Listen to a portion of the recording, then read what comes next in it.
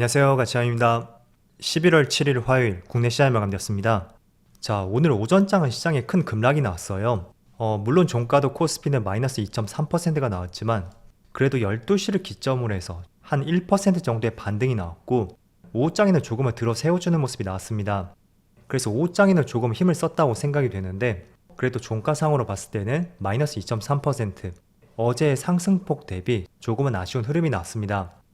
그리고 코스닥은 코스닥도 마이너스 1.8%로 마무리가 되었어요. 결과적으로만 본다면 코스피 코스닥 모두 급락이었죠. 하지만 어제는 워낙 많은 상승이 나왔던 만큼 그런 부분에 있어 일정 부분 되돌림이 발생이 되는 것은 조금은 인정을 해주는 것도 좋지 않을까 그렇게 생각이 됩니다. 그리고 어제 뉴스를 보니까 특히 코스피 같은 경우에는 우리나라의 주식시장이 생기고 나서 어제가 가장 많이 상승했던 하루였더라고요. 그래서 또 크게 상승이 나왔다면 일정 부분은 다시 되돌림이 발생이 되고 그런 부분을 이겨내면서 올라갈 때 진정한 추세적인 상승이라고 볼 수가 있겠죠. 그래서 오늘은 급락으로 마무리되었지만 앞으로의 시장 흐름을 더욱더 관찰해보자고 말씀을 드리겠습니다. 그리고 코스피 상위 종목들을 보면 오늘은 삼성전자 우선주를 제외하고 전 종목이 모두 파란불이 들어왔습니다. 그래도 낙폭이 컸던 것은 어제 강한 상승이 나왔었던 2차전지 관련주들 이쪽에서 가장 크게 빠졌던 것 같고요. 그리고 코스닥은 그런데 코스닥도 모두 급락이 나왔지만 2차전지 대장주라고 할 수 있는 에코프로만이 유일하게 빨간불이 들어왔습니다. 그래서 오늘은 전체적으로 급락이 나왔지만 내일은 또 다른 흐름이 나올 수가 있으니까 새로운 내일을 맞이해보자고 말씀을 드려볼게요. 자, 그리고 코스피의 수급을 보면 어제 외국인은 7천억의 매수세가 들어왔다면 오늘은 1,000억의 순매도가 나왔습니다. 결코 외국인의 많은 순매도는 아니었어요. 반면에 기관 쪽에서는 어제 그 이상으로 매도 물량이 나오면서 오늘의 하락을 주도했다고 생각이 되고요. 그리고 코스닥은 코스닥도 마찬가지였죠. 어제 매수 규모의 절반밖에 안 나갔어요. 하지만 기관 쪽에서는 최근 한 달 내에 있어서 가장 많은 순매도 규모였습니다. 그래서 코스피 코스닥 모두 기관의 주도하에 많은 하락이 나왔다. 이렇게 정리해서 말씀드릴게요. 그리고 삼성전자는 오늘은 어제하고 동일한 가격이죠. 그런데 외국인이 2,900억의 많은 순매수가 들어왔어요. 그래서 외국인의 매수 강도에 비해서는 다소 아쉬운 주가 흐름이 나왔다고 생각이 되고 반대로 하이닉스는 외국인이 한번 쉬어갔었죠. 그리고 LG 에너지 솔루션 어제 모처럼 외국인의 많은 순매수가 들어왔다면 오늘은 400억 정도 외국인의 일부 매도 물량이 나왔고 그리고 에코프로비엠 또 에코프로까지 오늘은 세 종목 모두 외국인의 순매도가 나왔습니다. 그래도 어제 들어왔던 규모에 비해서는 그 규모를 능가하진 않고 있어요. 그래서 내일은 어떤 흐름이 나올지 저도 굉장히 궁금해지는 것 같습니다. 자, 그럼 이어서 주체별 매매 동향에 대해서 살펴보도록 하겠습니다. 11월 7일 외국인이 가장 많이 매수한 종목은 삼성전자, 삼성전자 우선주, 한미반도체, 셀트리온, 하나에어로스페이스. 일단은 위에 세 종목이 모두 반도체 관련주였네요. 그리고 기관은 하이브, 에코프로, 두산로보틱스. 전체적으로 기관은 하이브를 제외하고 개별 종목을 많이 매수하진 않았어요. 반면에 인버스 쪽에 오늘은 많은 매수세가 들어왔었죠. 자, 이어서 해외 증시를 볼게요. 전날 미국 증시는 큰 변동은 없었습니다. 나스닥이 0.3% 상승이 나왔고 또 어제 제가 말씀을 드렸었던 하락 추세선, 그 추세선을 돌파하지 못하고 큰 변동 없이 1% 안에서 계속 왔다 갔다 하더라고요. 그리고 S&P 500은 S&P 500도 마찬가지로 0.2% 상승이 나왔지만 최근에 5일간의 가파른 상승이 나왔었죠. 그런데 어제만큼은 저가가 마이너스 0.25% 그리고 고가는 0.3%였네요. 그래서 0.5% 안에서 움직임이 나왔었고 다우지수도 마찬가지로 비슷하게 볼 수 있겠죠. 이렇게. 그리고 반도체 지수를 보면 반도체 지수도 마찬가지로 마이너스 0.3%가 나왔지만 지금 나스닥과 S&P 500 그리고 다우지수와 반도체를 보신 것처럼 정확하게 하락 추세 라인에 걸쳐있는 모습이 나오고 있습니다. 그래서 이번 주의 관전 포인트로서 하락 추세를 돌파할 수 있는지 그 부분을 중요하게 보자고 말씀드렸어요. 그런데 어제만큼은 큰 변동은 없었고 또 오늘도 만약에 이런 흐름이 나온다면 내일이라든지 계속 어떠한 추세를 만들 수 있는지 이런 부분을 중요하게 봐야 될 것 같습니다. 그래서 추세라는 것은 정말 중요하게 작용이 될 수 있으니까 이번 주만큼은 이 부분을 꼭 한번 참조를 해보시고 그에 따라 전반적인 글로벌 시장 흐름이 어떻게 바뀔 수 있는지 그런 것도 조금은 참조를 해보시면 도움이 될 것 같아요. 그리고 일본 니케이 지수를 보면 니케이가 오늘 1.2% 급락이 나오고 있고요. 대만은 보합이네요. 그리고 중국 상해지수도 0.3% 약세 흐름이 나오고 있습니다. 자, 그래서 지금 코스피 코스닥의 지수 흐름을 보면 촬영 시점이 정확하게 1시 반이에요. 그런데 코스피는 지금 3% 급락이 나오고 있고 코스닥도 마찬가지로 비슷하게 급락이 나오고 있습니다. 자, 아마도 어제 급등이 나왔던 종목들, 그런 종목들이 빠르게 되돌림이 발생이 되는 것 같은데 오늘은 이런 부분에 대해서 한번 자세하게 말씀을 드려보겠습니다. 자, 지금 코스닥의 지수 흐름을 보면 한편으로 이렇게 생각을 하실 거예요. 어제 공매도 금지가 됐던 것이 하루 반짝 효과에 그친 것인지 충분히 그렇게도 생각을 해볼 수가 있습니다. 하지만 저는 조금 생각이 다르거든요.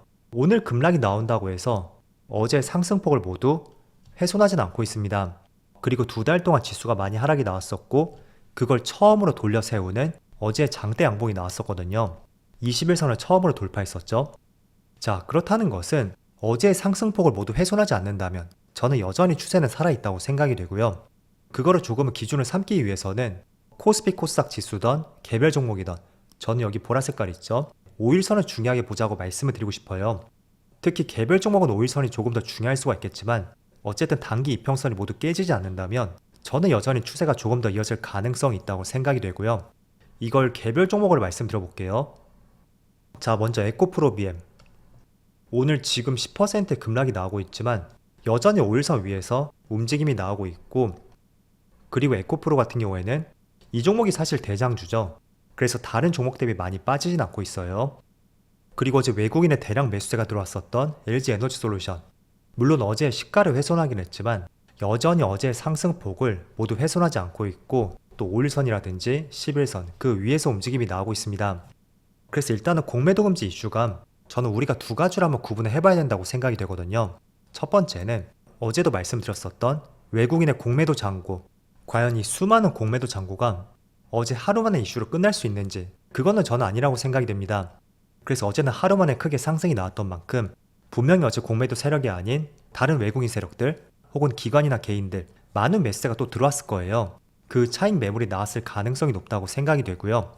또 여러분들이 공매도 세력이라고 가정을 해보세요.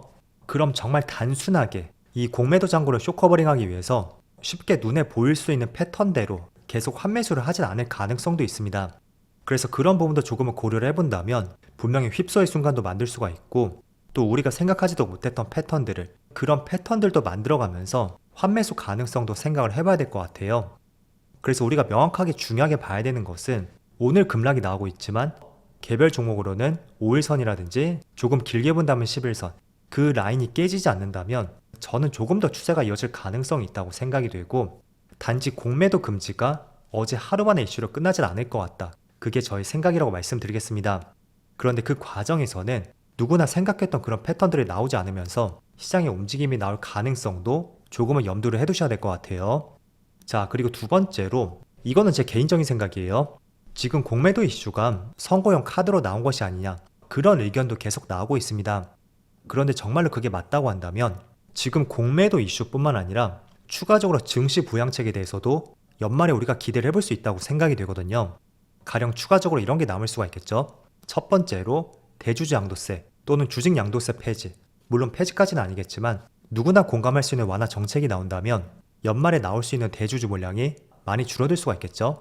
그래서 우리가 항상 이런 부분에 걱정했었잖아요. 연말이 되면 대주주 양도세를 회피하기 위해서 많은 물량들이 나올 수가 있고 그게 선제적으로 12월보다는 11월에 집중이 되면서 시장에 좋지 않은 영향을 미쳤었다. 그것도 한번 생각해 볼 수 있는 하나의 정책이 될 것 같습니다. 그리고 두 번째는 지금 공매도가 일시적으로 금지가 되었지만 어떻게 제도가 바뀔지는 아직까지는 알 수는 없잖아요. 대표적으로 우리가 기대를 하는 것은 기간을 두자는 거죠.